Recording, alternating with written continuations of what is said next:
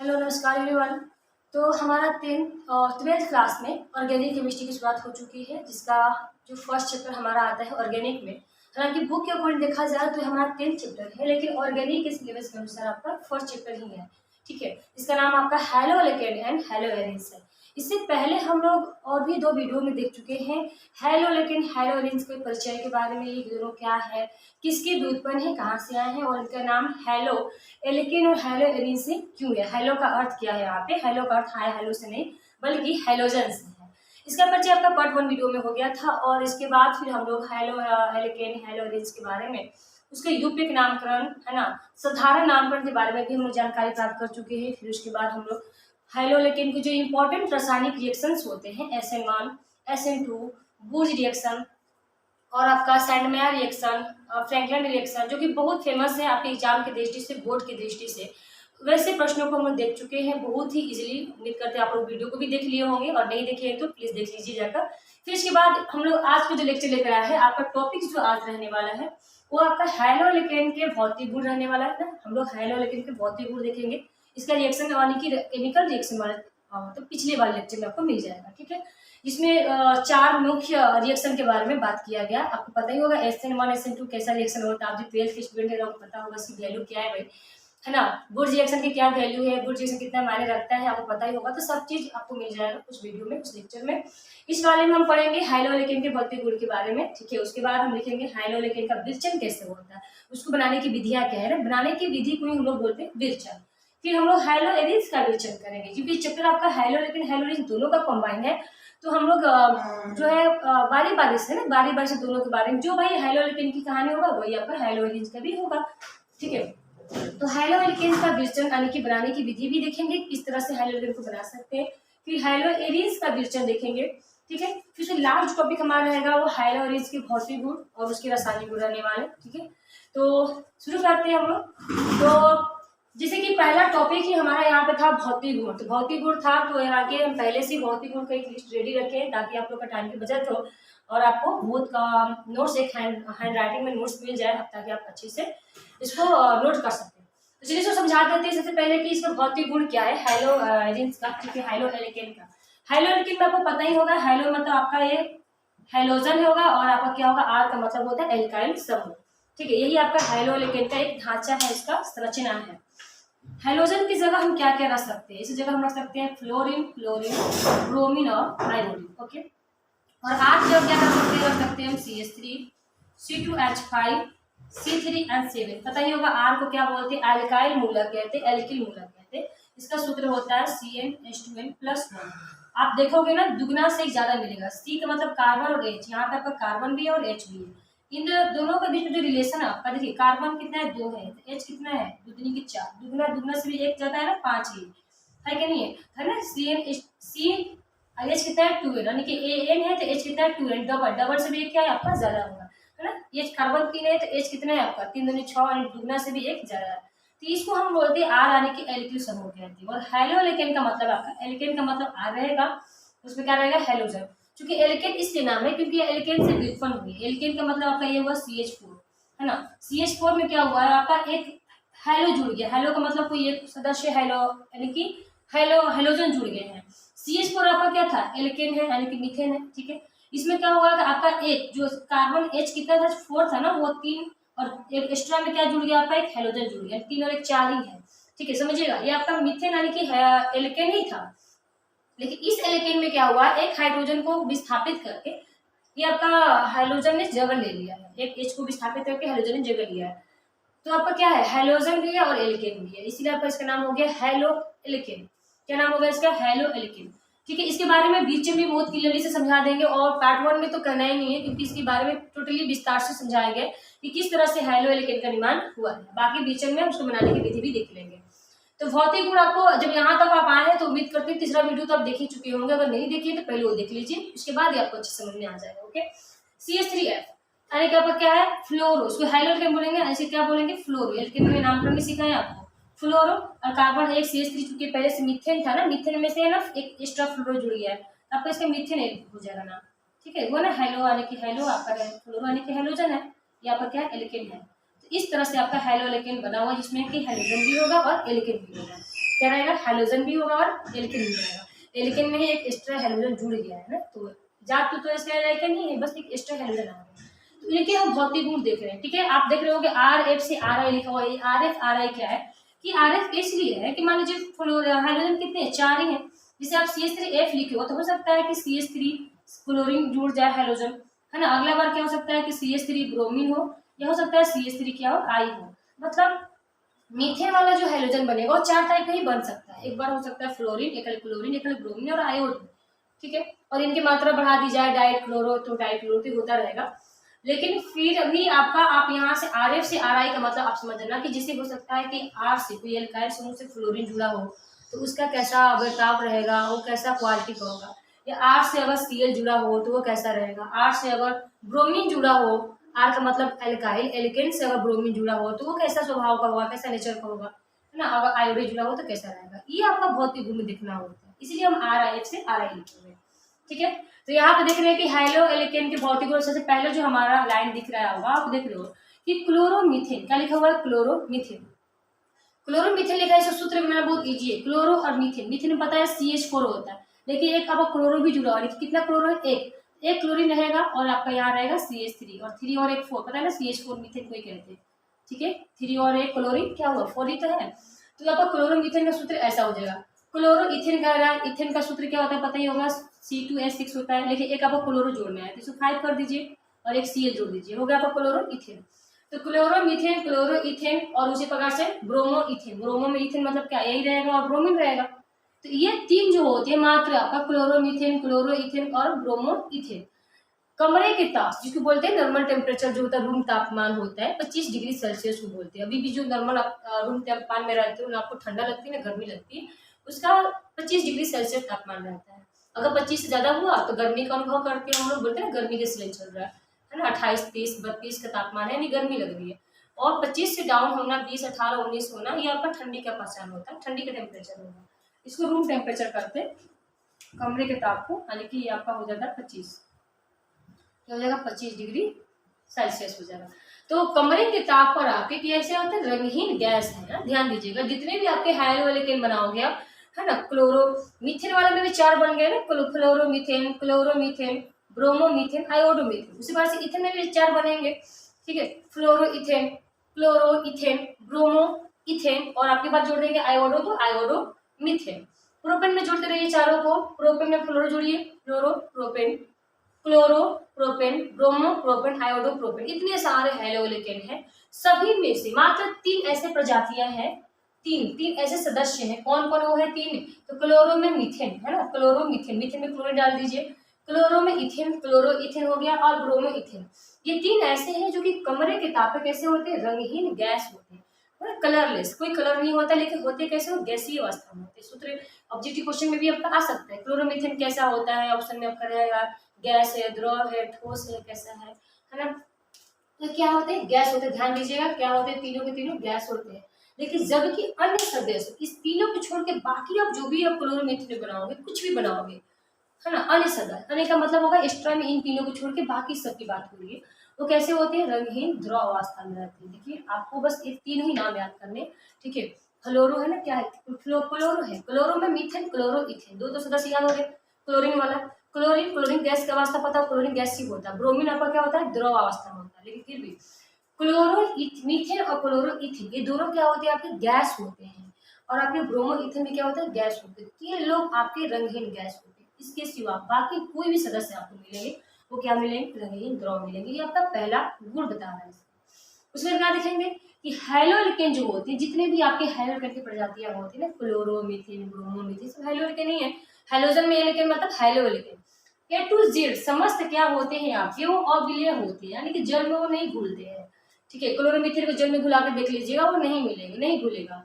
Chloromethane, bromoethane, फलाने चिलाने जितने भी आपके क्लोरो मतलब कि हैलोएल्केन के सदस्य होते हैं वो जल में घुलनशील नहीं होते हैं।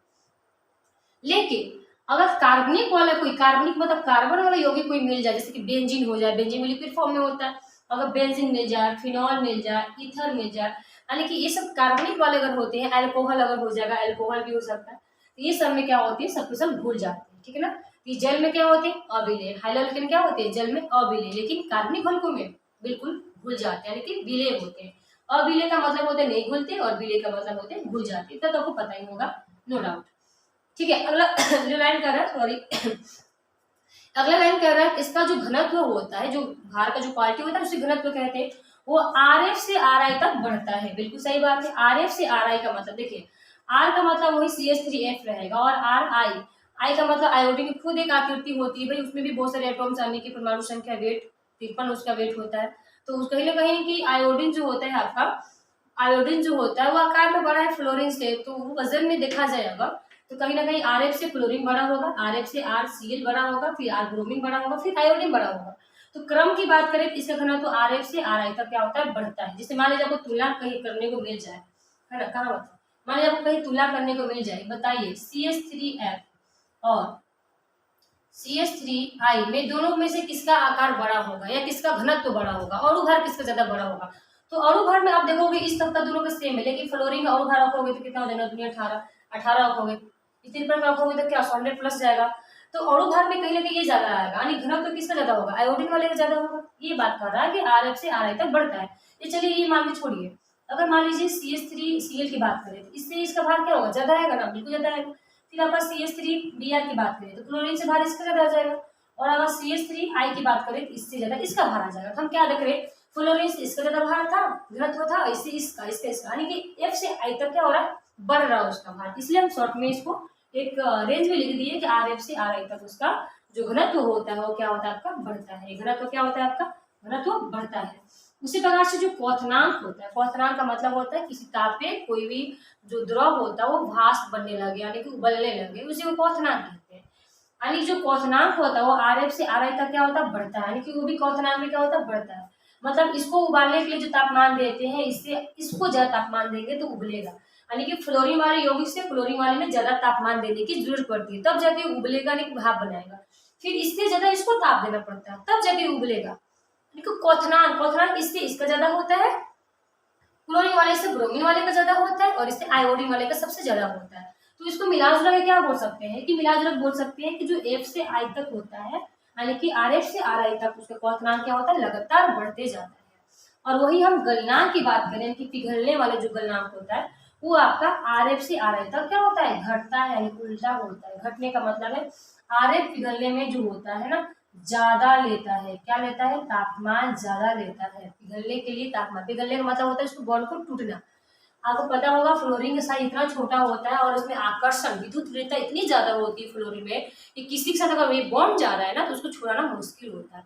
वही हम आयोडीन की बात करें, इसकी आकार इतनी बड़ी है इस कार्बन के अपेक्षा, क्योंकि CH3 में आपका क्या है, ये आई जो है आपको कार्बन से बंधा हुआ है। कार्बन और आयोडीन की तुलना में कार्बन का 6 परमाणु संख्या, छोटे से 2 कक्षा की इसकी आकृति है, कहानी खत्म। वही हमारा आयोडीन की जो आकृति बनती है 6वीं कक्षा तक बनती है, 5वीं 6वीं कक्षा तक बनती है आयोडीन की, ठीक है, 5वीं कक्षा के राउंड बनती है, तो उसकी आकृति क्या है, बड़ा है। तो इस छोटा और बड़ा का बैलेंस नहीं बन पाने के कारण ये आसानी से बॉन्ड टूट जाता है। इसीलिए इसमें जो तापमान देना पड़ेगा तोड़ने के लिए, यानी कि पिघालने के लिए, वो तापमान क्या रहेगा, कम रहेगा। आयोडीन कम रहेगा, ठीक है, इससे इसका थोड़ा सा ज्यादा रहेगा तापमान, ठीक है, और इसका थोड़ा सा तापमान ज्यादा रहेगा। लेकिन सबसे तापमान किसको देना पड़ेगा, फ्लोरीन वाले बॉन्ड को तोड़ने में, इसको पिघालने में। पिघालने का मतलब सारे कार्बन फ्लोरीन को तोड़ना, उसको अलग करना, बॉन्ड को अलग करना मतलब पिघालना। पिघालने को हम लोग गलनांक कहते हैं, या इसको दौड़नांक भी कहते हैं। तो आपका आर एफ से आर आई तक क्या मिल रहा है, घटते हुए मिल रहा है, ठीक है, घटता हुआ या उल्टा करें बढ़ता हुआ, आयोडीन से बढ़ते बढ़ रहा है, यानी कि इसका रेंज कुछ ऐसा हो जाएगा कि फ्लोरीन वाले का ज्यादा होता है गलनांक, क्लोरीन वाले का कम होता है, सबसे कम ब्रोमीन का होता है, उससे भी कम किसका होता है, आयोडीन का होता है। क्यों होता है बता दिए ना, आकार के कारण होता है। ओके, और कहीं अलग से इसमें से प्रश्न आ जाए, ऐसा प्रश्न आ जाए कि आर एफ का क्वथनांक ज्यादा होता है आर आई से, क्यों, कारण बताइए, ठीक है, आर एफ का गलनांक ज्यादा होता है आर आई से, क्यों। अब उसमें कहना पड़ता है क्योंकि फ्लोरीन का आकार बहुत छोटा होने के कारण और आकर्षण ज्यादा होने के कारण इसको तोड़ना बहुत मुश्किल है, और तोड़ने के लिए अधिक ताप देना पड़ेगा। और वही आयोडीन का आकार बहुत बड़ा होने के कारण कम ही ताप देने पे इसके बॉन्ड आसानी से टूट जाएंगे। बॉन्ड टूटना मतलब गलनांक हो गया ना, पिघल गया, तो इसीलिए आपका आर एफ में ज्यादा गलनांक लगता है और आर आई का कम लगता है। तो ऐसे इसको भी प्रश्न पूछ देगा कि आर एफ से आर सी एल का क्वथनांक ज्यादा, इससे ज्यादा है, क्यों। तो बताना पड़ेगा भाई क्वथनांक उबालने के लिए, भाई जो उबल जाएगा तो ज्यादा मात्रा में क्लोरीन जो है जल्दी मुक्त हो जाएगा, है ना, ऐसे।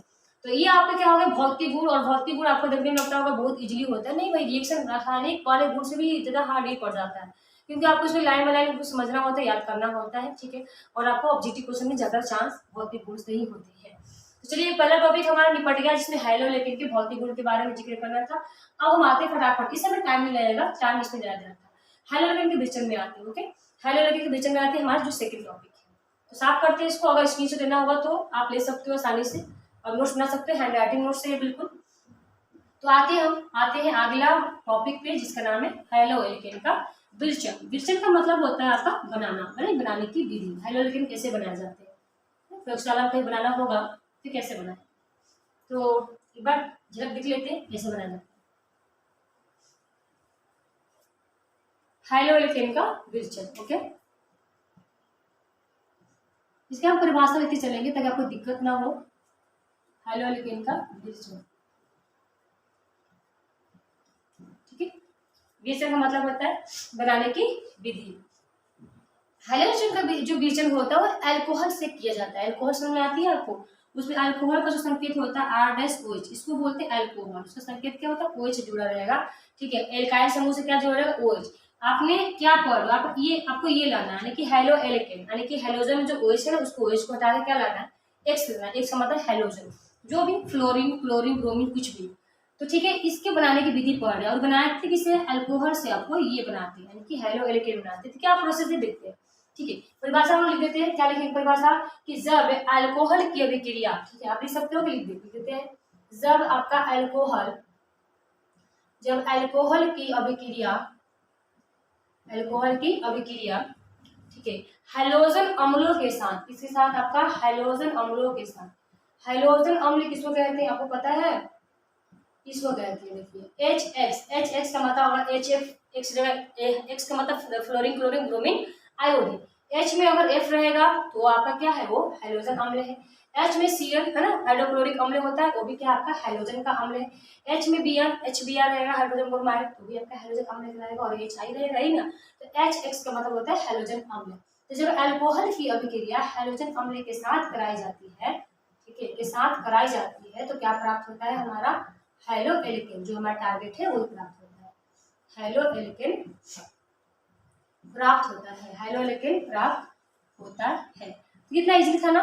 इसे रिएक्शन में बहुत यही आपका फायदा होता है कि जो आपका लाइन कहता है ना, लाइन बाय लाइन आपका रिएक्शन कहता है, बस आपको क्या करना होता है, इनको उसको समीकरण में ढालने आना चाहिए। समीकरण का मतलब क्या है, जब अल्कोहल की अभिक्रिया, अल्कोहल कह रहा है आपको, ठीक है, अल्कोहल कह रहा है, अल्कोहल का मतलब क्या है, R-OH, अल्कोहल कह दिया, आपको इसमें ढालना आना चाहिए।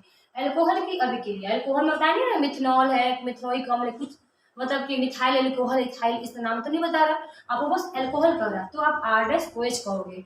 अगर वही आपका मिथाइल अल्कोहल होता तो आपको ओपनली लिखना पड़ता है मिथाइल और आपका OH यानी कि अल्कोहल। लेकिन आपको ये सब कुछ नहीं कर रहा, बस बोल रहा है कि जब अल्कोहल की अभिक्रिया किससे कराते हैं, हैलोजन अम्ल। इसमें भी कोई जिक्र नहीं कर रहा है कि HF लेना है कि HCl लेना है, बस हैलोजन अम्ल ले लेते हैं। क्या ले लेंगे हम, हैलोजन अम्ल ले लेंगे, से कराई जाती है। तो लोग रिएक्शन करा देते हैं। यहाँ पे हम क्या देख रहे हैं, यहाँ पे रिएक्शन कैसी होती है, देखिए कैसी होती है। आप देख रहे हो कि यहाँ पे OH है, यहाँ का नेगेटिव पॉइंट, यहाँ का पॉजिटिव पॉइंट होता है, इसका प्लस है, इसका माइनस है, इसका प्लस, इसका माइनस है। रिएक्शन में आपको सबसे ज्यादा क्या करना होता है, देखिए इसके माइनस को इसके प्लस के साथ कर लेना है, देखिए माइनस है ना, इसके प्लस से मिला दीजिए, क्या बन जाएगा, H2, क्या बन गया आपका, H2 बन गया कि नहीं बन गया। और इसका प्लस, आगे वाले का प्लस लास्ट वाले से मिला दीजिए, ठीक है, ये आगे वाले का सबसे पहला सदस्य को सबसे अंतिम से मिलाइए, इसके अंतिम वाले को से पहले से मिला दीजिए। रिएक्शन का वक्त मोटा मोटी आपको इतना भी करने आ गया तो आप समझिए कि आप कर लोगे, ऑर्गेनिक केमिस्ट्री आपकी मुट्ठी मार जाएगी। बाकी आपको आयन में तोड़ने आने तो बहुत अच्छी बात है, ठीक है। तो आप देख रहे हो कि यहाँ से क्या निकल गया, यहाँ से हमारा निकल गया OH, और क्या बच गया, R-X बच गया, क्या बच गया, R-X, और इसी को तो कहते हैं हैलोएल्केन। क्या कहते हैं इसको, हैलोएल्केन। हमने क्या किया, अल्कोहल से बदल दिया हैलोएल्केन में, ठीक है। ये हमारा क्या था, अल्कोहल था, ठीक है, ये हमारा क्या था, हैलोजन अम्ल। ये सब केमिस्ट्री में लिखना बहुत जरूरी होता है, आप जो लिख रहे हो उसका नाम जरूर डाल दिया करो। और ये हमारा क्या है बताइए, ये हमारा है हैलो, और ये हमारा है एल्केन, हैलोएल्केन, और बात बताइए आपका जल। तो कितनी इजीली आपने बना दिया हैलोएल्केन। अब इसको ढांचा तो ये समीकरण तो हो चुका, अब उदाहरण से देखते हैं। ओके, एग्जाम्पल, जैसे मान लीजिए हमें हैलोएल्केन में बनाना है, बनाना है क्लोरोमीथेन। हमसे पूछेंगे क्लोरोमीथेन बनाइए, क्या बनाना है आपको, क्लोरोमीथेन बनाइए। बनाने की विधि या बनाए क्लोरोमीथेन बनाए। आपको प्रयोगशाला में आपको होमवर्क दे दिया गया, आज आप इस लैब में आप क्लोरोमीथेन बनाकर दिखाएं। तो सबसे पहले आपको क्या करना है कि क्लोरोमीथेन लेना है आपको। क्लोरोमीथेन है ना, मीथेन से संबंधित है, तो आपको मीथेन वाला अल्कोहल लेना है, मतलब कि OH। मीथेन वाला है क्या लेना है, अल्कोहल, यानी कि मेथनॉल लेना है। क्या लेना है आपको, मेथनॉल। ठीक है, आप बस देखो कि हमको बनाना क्या है। बनाना है आपको क्लोरोमीथेन। क्लोरो मतलब क्लोरीन से संबंधित, मीथेन का मतलब मीथेन वाला। तो आपको पता होगा ना, इसको अल्कोहल से बनाया जाता है। अल्कोहल में वो अम्ल डाल देंगे, बन जाएगा। तो अल्कोहल में कौन सा लेंगे हम, मेथनॉल वाला। ओके, अब आपको इसमें जो आगे चल के जो बनाओगे हाइड्रोक्लोरिक, इसमें कौन से क्लोरीन वाला चाहिए, क्या चाहिए, क्लोरीन वाला। तो क्लोरीन वाला अम्ल लेंगे, यानी कि H देख लो, H में क्या आपके पास चांस है, फ्लोरीन, क्लोरीन, ब्रोमीन, आयोडीन। तो आपको बस क्लोरीन से मतलब है, तो आप HCl वाला अम्ल ले लेंगे, HCl। तो आप यहाँ से क्या देख लो, क्या बन जाएगा, देखो OH और H बन के निकल जाएगा जल। क्या निकल जाएगा आपका, जल। और आपको क्या मिलेगा, CH3H शुरू वाला, इसका Cl लास्ट वाला, मतलब आपका CH3 में क्या मिल गया, Cl। और आपको क्या मिल गया, देखिए क्लोरो, ये आपका Cl का मतलब है क्लोरो, और आपका ये क्या हो गया, मीथेन।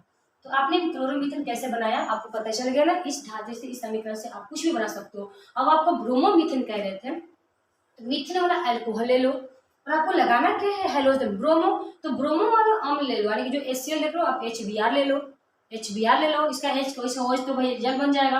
और आपको जो मकसद है ना मीथेन में क्लोरो जोड़ना, ब्रोमो जोड़ना, बन जाएगा आपको ब्रोमो वाले। अगर आपको आयोडो बनाना है, क्या बनाना है आपको, आयोडो वाला बनाना है, तो कुछ नहीं करना, आप यहाँ पे CH3OH ले लो, और आप यहाँ पे ले लो HI। पता ही होगा, ये दोनों बन जाएंगे जल। OH और H क्या बन जाएगा, यहाँ से जल, और क्या बच गया, CH3I। यहाँ से आपका CH3I बन गया, आयोडोमीथेन।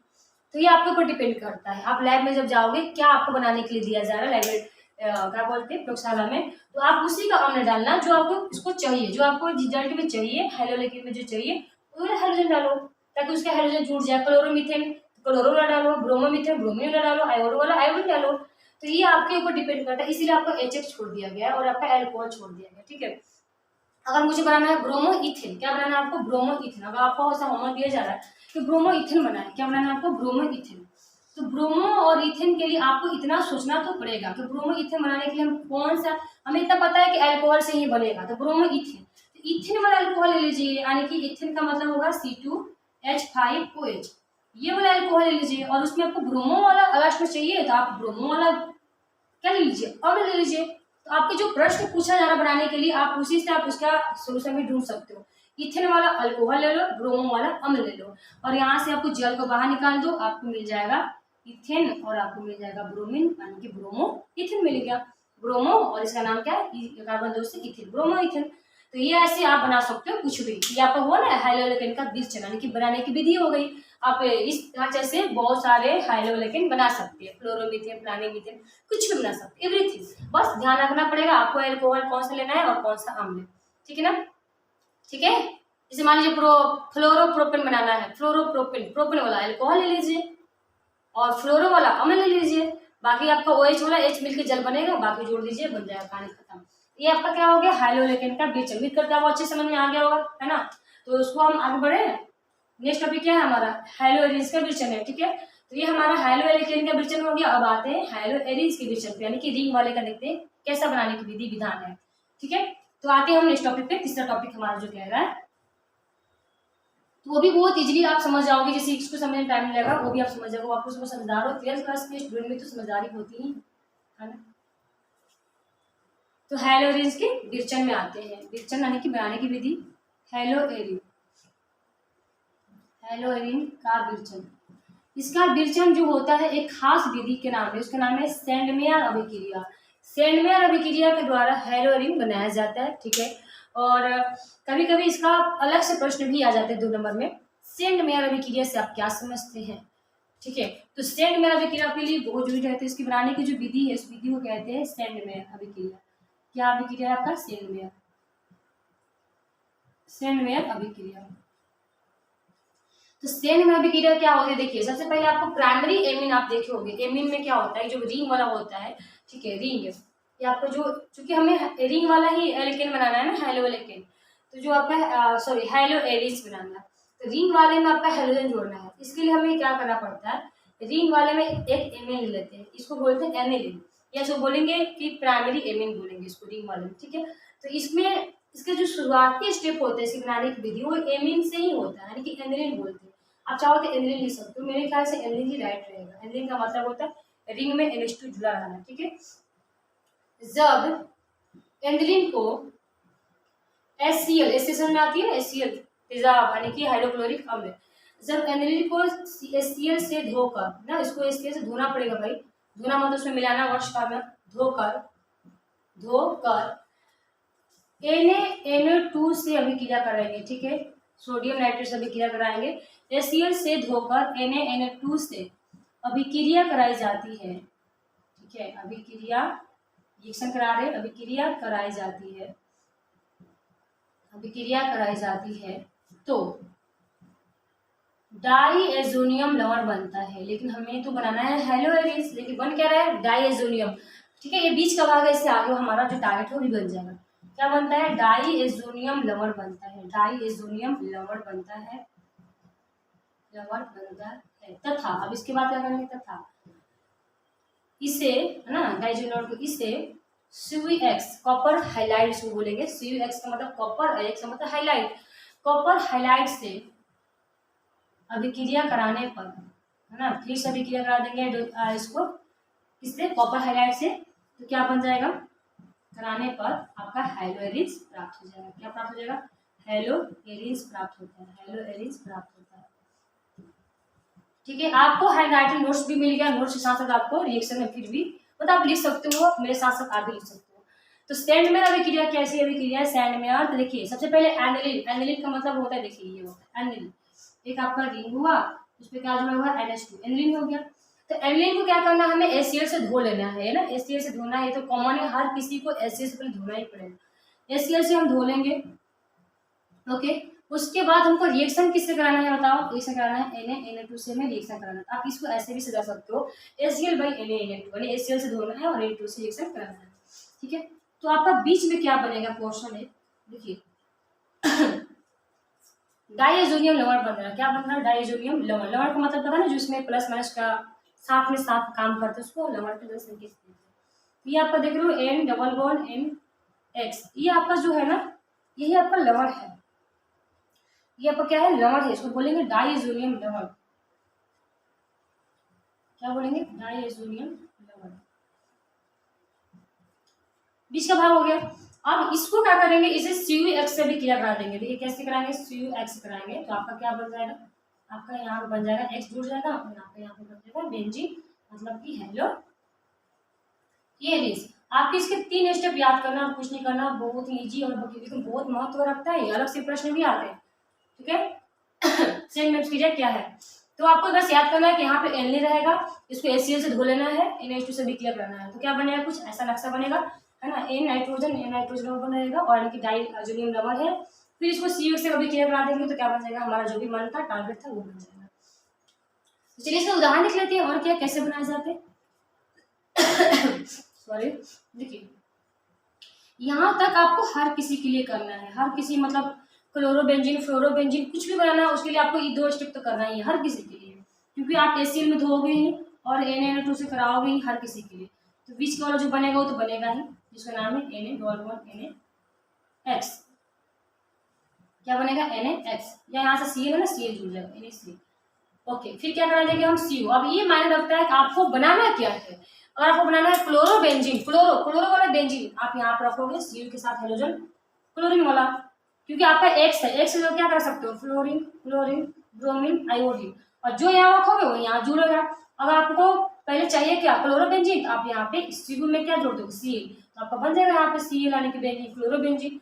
अगर आपको ब्रोमोबेंजीन तैयार करना है, प्रयोगशाला में आपको होमवर्क क्या मिला है, ब्रोमोबेंजीन बनाने को मिला है, ब्रोमोबेंजीन, तो ये तो आपको करना ही है, सब लोग करेगा, जिसको फ्लोरोबेंजीन मिला वो भी इतना प्रोसेस करेगा, क्लोरोबेंजीन सब करेगा।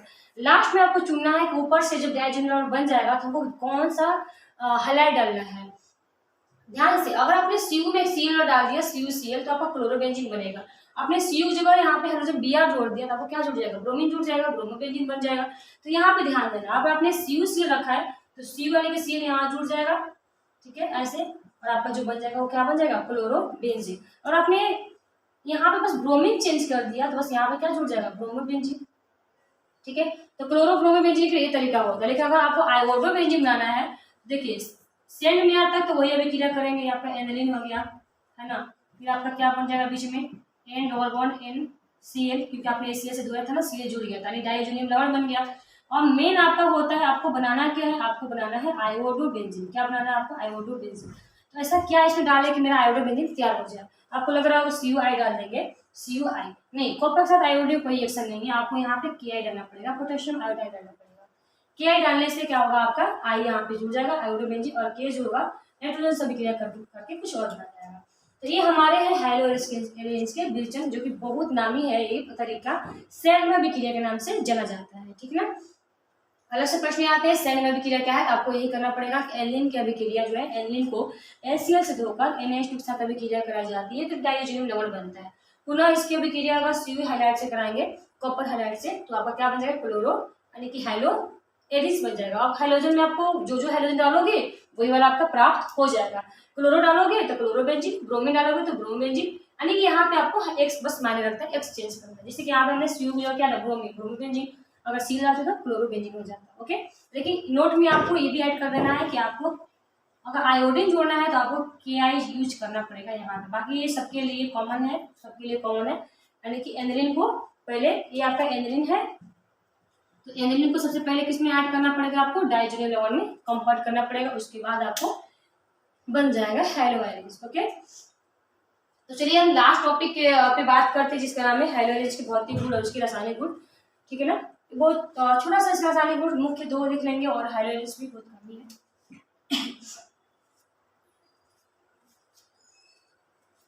ठीक है, आते हैं लास्ट टॉपिक।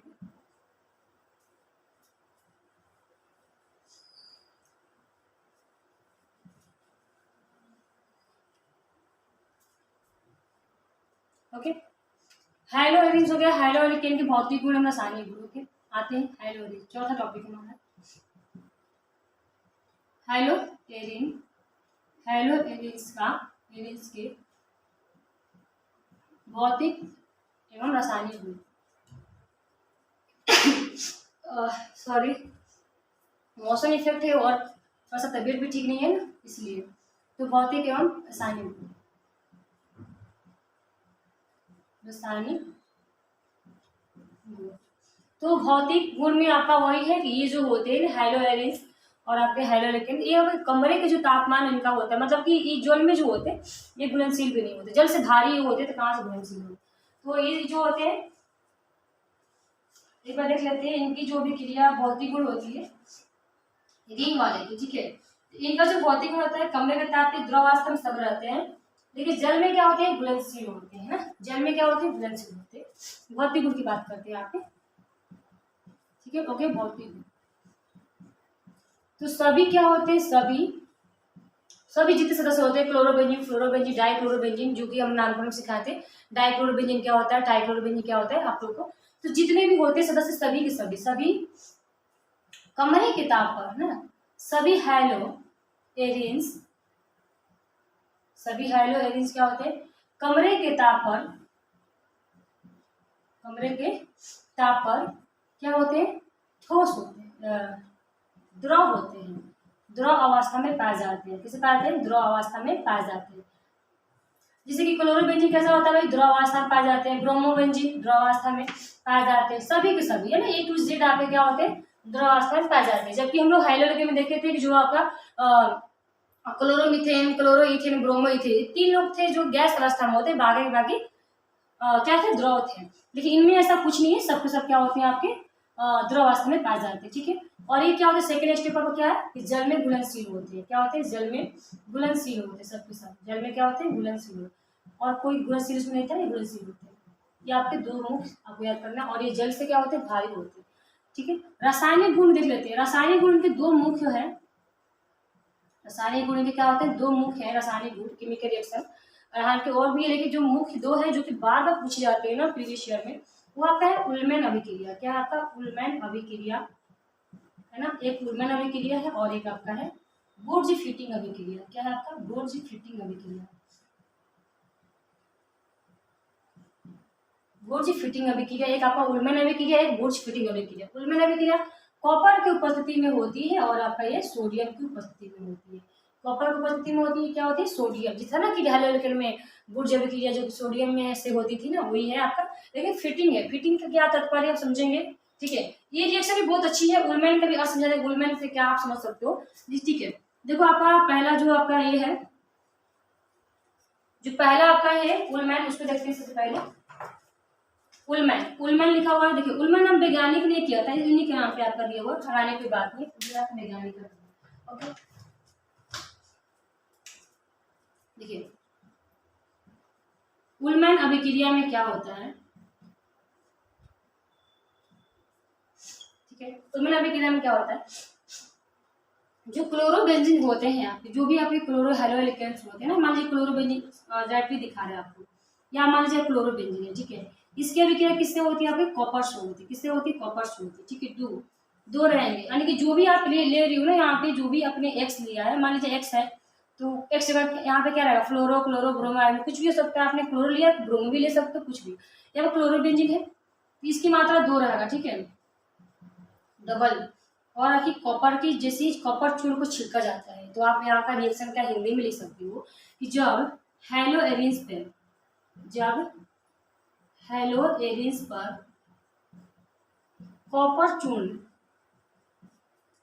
जब हेलो एरिन्स की अभिक्रिया कॉपर चूर्ण के साथ कराई जाती है, ठीक है, कॉपर चूर्ण के साथ क्या होती है, कराई जाती है, तो डाइफिनाइल बेंजीन बनता है, क्या बनता है, डाइफिनाइल बेंजीन बनता है, ठीक है ना, फिनाइल बेंजीन बनता है, डाइफिनाइल बनता है ना, बेंजीन डाइफिनाइल बनता है, डाइफिनाइल अगर बेंजीन को फिनाइल कर बनता है। यही आपका उलमैन अभिक्रिया, इसमें आपको हेलो एरिस है, कॉपर है, आपका ये है, और कुछ नहीं है। तो हेलो एरिस का मतलब आप कुछ भी ले सकते हो, ठीक है। जैसे मान लीजिए हमने क्लोरीन लिया था, आप जरूरी नहीं है ब्रोमो वाला भी ले सकते हो, कॉपर के साथ अभिक्रिया करा दिए, कॉपर चूर्ण। तो डाइफिनाइल का मतलब देखिए क्या है, यहाँ से ध्यान से देखिएगा, कॉपर टू कॉपर, यहाँ पे देखिए कॉपर, और आपका दिख रहा हो यहाँ पे दो क्लोरो का मतलब आपके पास जो है ऐसे क्लोरोबेंजीन 2 है, क्या है आपके पास, क्लोरोबेंजीन 2 है, ठीक है। 2 से गुना का मतलब क्या आपके पास 2 है। तो हमने क्या किया, आपने देखो एक कॉपर क्या करेगा, क्लोरीन ज्यादा क्रियाशील है तो विस्थापित करेगा, कॉपर ने 2 कॉपर था उसको अटैक किया, क्लोरीन को हटाया, मतलब विस्थापित नहीं, यहाँ से क्या हुआ, दोनों क्लोरीन यहाँ से हट गया, और ये दोनों कॉपर के साथ चले गए, और क्या बना, 2 कॉपर है ना, 2 कॉपर है, और 2 यहाँ से क्या मिल जाएगा हमें, 2 से गुना है ना, मतलब इसका मतलब ये है कि 2 क्लोरीन भी हट जाएगा, नहीं, दोनों क्लोरीन से हट जाएगा, जुड़ जाएगा यहाँ पे, यानी कि 2CuCl बनाएगा, कॉपर क्लोराइड बना देगा। तो आपके पास क्या बच रहा है, आपके पास क्या बच रहा है, देखो यहाँ से 2 ऐसा है, इसका मतलब बता रहा है आपको 2 ऐसा है, यानी कि क्लोरोबेंजीन 2 है, दोनों को क्लोरीन लाइए, कॉपर में जोड़िए, क्या बन जाएगा, CuCl। आपके पास बच क्या गया, 2 ठो बेंजीन बच गया, जो कि आधा अधूरा है। तो बस इनको ऐसे कर लीजिए, इसको ऐसे कर लीजिए, एक आपको बेंजीन को ऐसे और एक बेंजीन को आपको जोड़ देना ऐसे। डाइफिनाइल आपको इसी को बोलते हैं, क्या बोलते हैं आपको, डाइफिनाइल बोलते हैं, क्या बोलते हैं, डाइफिनाइल। तो उलमैन से क्या समझना है आपको, बस बेंजीन क्या करना, उलट के जोड़ देना है, उलमैन में बेंजीन उलट के जोड़ देना है, उलमैन हो गया। तो क्या करना है आपको, एक रिंग लेना है, हेलो लेके वाला, क्लोरोबेंजीन कुछ भी लीजिए, कॉपर चूर्ण डाल लीजिए, क्या डाल लीजिए, कॉपर चूर्ण डाल लीजिए, और यहाँ से कॉपर और जो भी हेलो एलिकेन थे ना, 2 भी ब्रोमीन डालो, क्लोरीन डालो, 2 होगा, तो 2 से गुना करना पड़ेगा, तो 2 ब्रोमीन 2 कॉपर है ना, CuBr बना देंगे, और बाकी दोनों बेंजीन का उलट के जुड़ जाएगा, उलमैन में आपको ये दिखना होता है, ठीक है। उलमैन में से यही करना है, बस 2 ठोड़ा बेंजीन रहेगा तभी तो उलटेगा ना, यहाँ से 2 से गुना करना पड़ेगा, 2 कॉपर, ठीक है, यहाँ रहेंगे, ताकि यहाँ पे दोनों बेंजीन जो है ऐसे उलट के जुड़ जाएंगे, और दोनों हाइड्रोजन कॉपर से अभिक्रिया करके कॉपर हैलाइड बना देंगे। ये आपकी होती है उलमैन अभिक्रिया, ठीक है, जो कि बहुत ही इजीली है, इसमें डरने की बात नहीं है, उलमैन अभिक्रिया यही होता है। बुर्ज फिटिंग अभिक्रिया बहुत ही इजीली है, बहुत समझ सकते हो, तो उसको भी निकाल लेते हैं, ये क्यों आ जाएगा हमारा। तो रासायनिक गुण 2 ही होते हैं, उलमैन और बुर्ज फिटिंग अभिक्रिया, जिसमें हम लोग उलमैन देख चुके। अब आते हैं बुर्ज फिटिंग अभिक्रिया क्या होती है, कौन सा अभिक्रिया आपका, बुर्ज फिटिंग अभिक्रिया, यही लिख लेते हैं, बुर्ज फिटिंग क्या है। तो देखिए बुर्ज फिटिंग, फिटिंग से लेना कुछ फिट करना है, ठीक है ना, अभिक्रिया, बुर्ज फिटिंग अभिक्रिया। तो बुर्ज फिटिंग अभिक्रिया में क्या होता है, इसमें फिट, बुर्ज का मतलब है सोडियम से, तो होगा ही कि उसमें सोडियम से हो रहा था। इसमें आपका एक हेलो एल्केन होता है, एक आपका हेलो एरिन्स होता है, ठीक है। आप लिख देते हैं हम यहाँ पे हेलो, जब, ठीक है, जब हेलो एल्केन की अभिक्रिया है ना, जब हेलो एल्केन की अभिक्रिया हेलो एरिन्स हेलोएरिन के साथ सोडियम की उपस्थिति में, किसकी उपस्थिति में, सोडियम की उपस्थिति में कराई जाती है, सोडियम की उपस्थिति में कराई जाती है, उपस्थिति में कराई जाती है,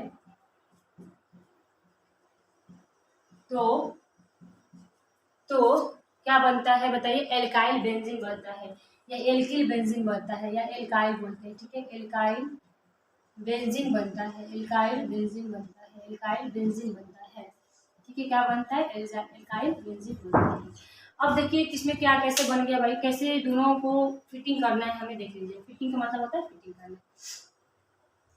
अब इसमें हेलो एल्केन का मतलब है, देखिए हेलो एल्केन का मतलब आर रहेगा और एक एक्स रहेगा, ये आपका क्या है, हेलो एल्केन है, ओके। इसके भी क्या किससे करानी है बताइए, हेलो एरिन से। यहाँ पे हेलो एरिन का मतलब है आपका एक रिंग रहेगा और यहाँ पे कोई हेलोजन रहेगा, ध्यान दीजिएगा, जो आपका यहाँ हेलोजन रहेगा वही यही रहेगा, और साथ में सोडियम भी तो है, यानी कि आपका क्या रहेगा, 2 सोडियम भी रहेगा, ठीक है, 2 की लगाए बताएंगे आपको, 2 सोडियम भी रहेगा।